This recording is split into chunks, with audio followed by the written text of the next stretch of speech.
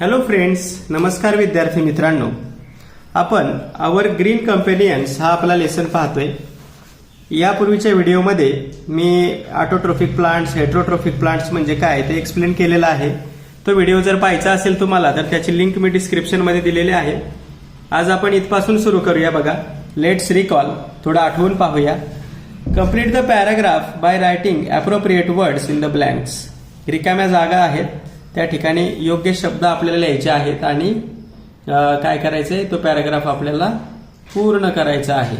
तर बघा, रूट्स मी इथं पूर्ण केलेले बघा, तुम्ही पाहू शकताय. Roots, flowers, fruits and stems are organs of plants. Roots absorb water and nutrients. Leaves use water, nutrients and air to prepare food. Some plants bear flowers. Fruits are formed from flowers. New plants grow from the seeds inside the fruit. अशा पद्धतीने हा paragraph काय करायचा आहे, पूर्ण करायचा आहे तुम्हाला. आता याच्या पुढे पण एक छोटासा हे आहे. The journey from plant seed to fruit is given below in the jumbled order. Give them the correct order. म्हणजे बघा, या ठिकाणी आपल्याला चुकीचा क्रम दिलेला आहे. तो क्रम काय करायचा आहे, दुरुस्त करायचा आहे. मित्रांनो, काय करायचा आहे, तो क्रम आपल्याला दुरुस्त करायचा. आता दुरुस्त कसं करायचंय बघा, काय करायचं आपल्याला, तो दुरुस्त करायचं. कसं दुरुस्त करायचं बघा, तर पहिल्यांदा काय असणार आहे, इथं सीड असणार आहे म्हणून फर्स्ट नंबर याला देऊया. सीडचं काय बनणार आहे, सीडलिंग बनणार आहे, रोपट बनणार आहे. सेकंड नंबर याला देऊया. त्याला पहिल्यांदा काय येणार आहेत, फ्लावर्स येणार आहेत म्हणून याला 3 नंबर देऊया. फ्लावरचं काय बनणार आहे, मग फ्लावर मधून येणार आहे फ्रूट. अशा पद्धतीने हा त्याचा क्रम योग्य लावलेला आहे. ओके, आता याच्या पुढे पाहूया. बघा, लेट्स अंडरस्टँड, थोडं समजून घेऊया. There is diversity in every organ of shrubs, herbs, climbers and trees in our surroundings. म्हणजे आपल्या सराउंडिंग मध्ये, परिसरामध्ये श्रब आहेत, झुडपं आहेत, हब म्हणजे रोपटी आहेत, क्लाइंबर म्हणजे वेली आहेत, ट्रीज म्हणजे वृक्ष आहेत. त्याच्यामध्ये डायव्हर्सिटी म्हणजे वेगळेपणा आहे, विविधता आहे. Diversity is seen in the shape. कशा कशामध्ये वेगळेपणा दिसतो आपल्याला, विविधता दिसते. शेप म्हणजे आकारामध्ये, कलर किंवा त्याचा जो टेक्स्चर आहे, पोत आहे, त्याच्यामध्ये वेगळेपणा दिसतो. And edges of plant leaves म्हणजे पानांच्या ज्या कडा आहेत त्या प्रत्येक वृक्षाच्या वेगळ्या वेगळ्या आहेत.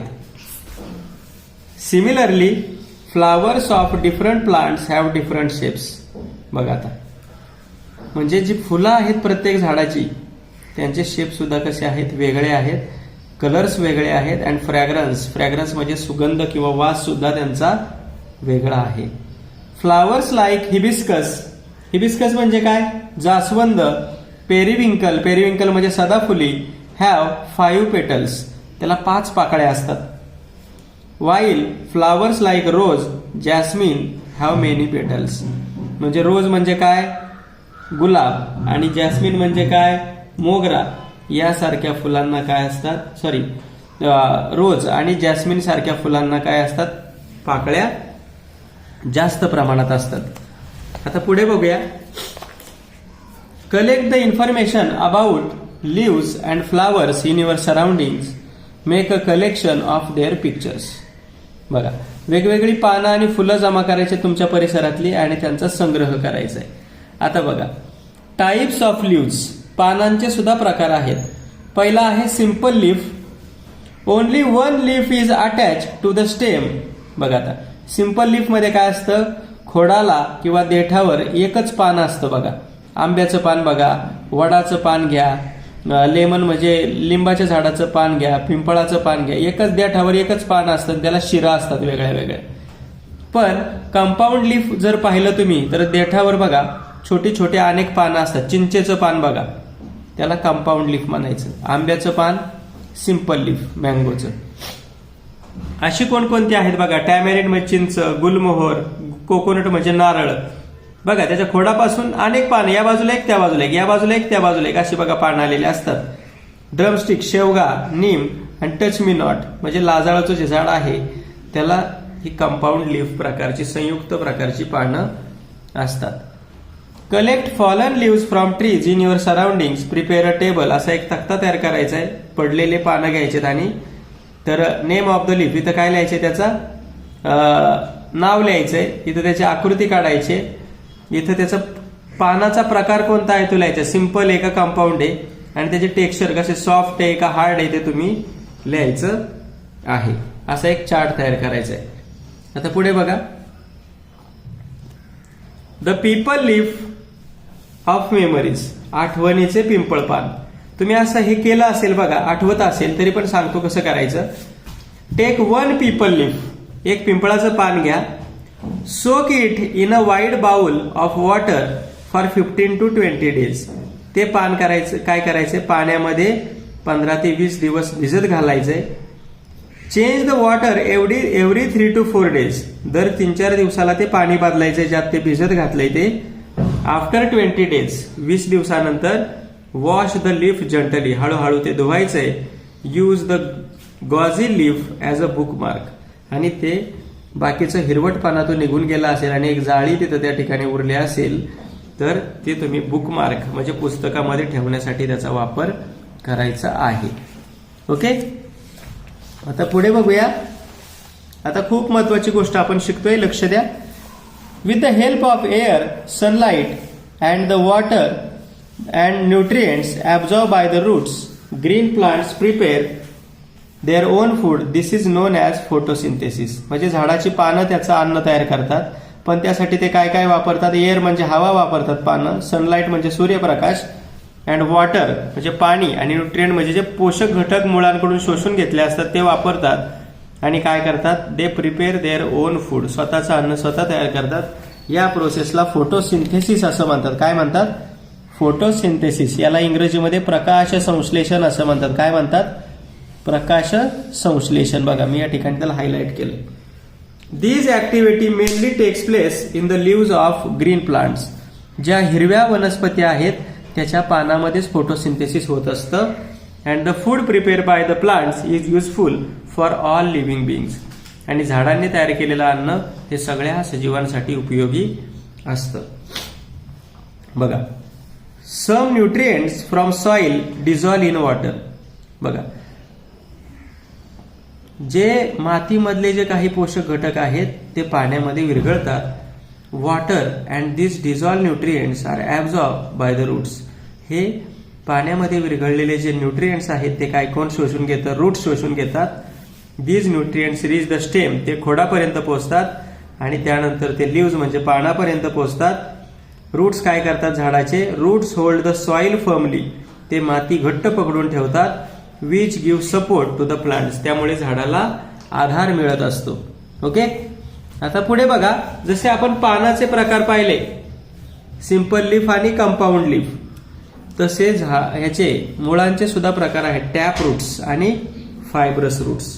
बघा आता टॅप रूट बघा. A thick main root with small branches growing from it is called tap root. बघा, हे असं जे मूळ असतं त्याला छोटे छोटे दुसरी मुळं असतात. हे मेन मूळ असतं असं एक पूर्ण येणारं, त्याला टॅप रूट म्हणतात. काय म्हणायचं, टॅप रूट. ओके, म्हणजे जी मोठी झाडं आहेत मँगो, पीपल, ही काय आहेत याला टॅप रूट असतात. अशी त्याची मोठी मुळं असतात, सरळ थिक जाड एक मेन रूट असतं आणि त्याला छोट्या छोट्या ब्रांचेस असतात. ओके, आता फायब्रस रूट म्हणजे काय बघा. Many fibres like roots growing from the base of the stem are called fibrous roots.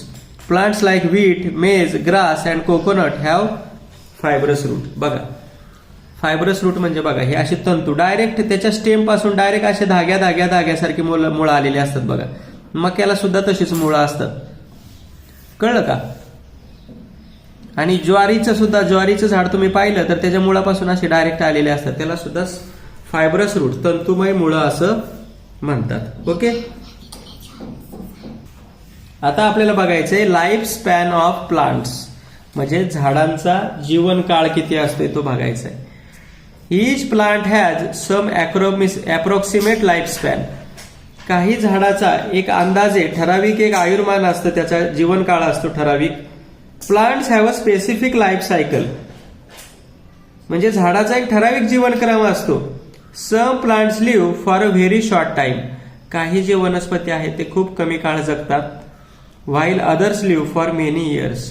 काही वनस्पती खूप वर्ष जगतात.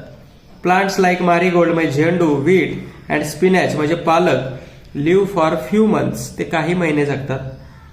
On the other hand plants like rose, orange, jujube म्हणजे बोराचं झाड जे आहे, pomegranate live for several years. तर ते खूप वर्ष जगतात. And trees like peepal, tamarind, coconut, drumstick, hadga and breadfruit. ब्रेडफ्रूटला मराठीमध्ये नीरफणस म्हणतात. Live for many years. ते खूप वर्ष जगतात. आपल्या आजोबांनी लावलेलं झाड सुद्धा आंब्याचं आता आपल्या दारात असेल. पिंपळाचं झाड पण बघा एखाद्या मंदिराजवळ असतं, ते किती जुनं असतं.